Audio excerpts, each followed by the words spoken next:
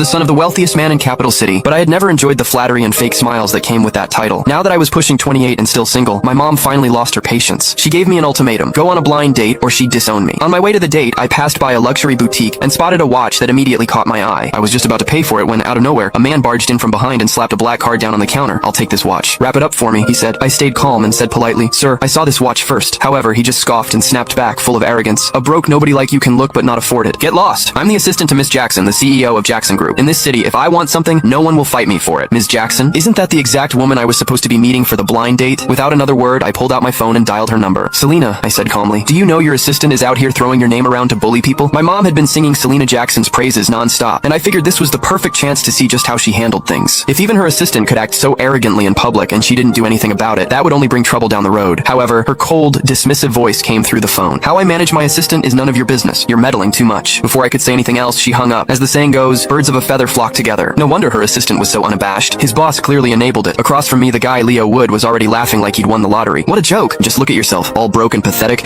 and you actually think you can cozy up to our CEO, Ms. Jackson?" I usually kept a low profile. I dressed simply, but that didn't mean I would just let someone walk all over me. Judging people by appearances is the dumbest thing you could do, I said calmly. "I'd suggest you watch your mouth or you're going to regret it." However, I wasn't about to waste any more words on a clown like him. I reached into my bag, pulled out a card, and handed it to the sales associate for her to ring up the watch for me. The associate looked at my card, then at Leo, clearly hesitant. She froze, not knowing what to do. Leo just laughed louder. "You low-life piece of trash? Are you still trying to act like you're somebody? This entire mall belongs to the Jacksons. If I don't give the word, you can't even buy a single screw in here." Then with a smug grin, he yanked the card from my hand and flung it toward the entrance. "Waving around some cheap-ass card thinking you're hot shit? I'm not falling for it. Get lost." In all my life, no one had ever dared to humiliate me like that. Leo had seriously crossed a line. Without another word, I grabbed his arm in one swift motion and dragged him to the front of the store. My voice dropped cold as ice as I ordered, "Pick up my card." The salesgirls in the store stared in shock. Oh my god, did he really just say that to Mr. Wood? Is he crazy? Mr. Wood is Ms. Jackson's right-hand man. Offending him is the same as offending her. One of the employees tried to talk me down. "Sir, it's just a watch. It's not worth angering the Jackson Group over this. Please just let him go." "Yeah, you should apologize to Mr. Wood while you still can. Beg for forgiveness. It might not be too late." Leo, clearly feeding off the attention, yanked his arm away and shouted, "Get down on your knees right now, and maybe I'll consider letting this slide. Otherwise, I hope you're ready to lose everything now. I've seen everything." After years of seeing Mom threaten people, now it was my turn to be threatened. A cold smirk tugged at the corner of my lips as I turned to Leo, a dog hiding behind someone else's power. Even Selena wouldn't dare say something as crazy as that. "And you, who the hell do you think you are? Who are you calling a dog?" he snapped. I looked around. "You hear anyone else barking around here? You bastard." Furious, Leo clenched his fist and threw a punch at me. I stepped back effortlessly, dodging him completely. He missed and slammed face first onto the floor. "Wow, Leo, you really committed to the role," I said. "I call you a dog and you roll on the ground so spectacularly. I appreciate the performance." He scrambled up from the ground, pointing at me as he cursed. "You bastard! Just you wait," I warned him. "If you don't clean up that filthy mouth of yours, I'll do it for you." My mom had me trained with martial arts masters for self-defense since I was a kid. Guys like Leo, I could take on 3 of him without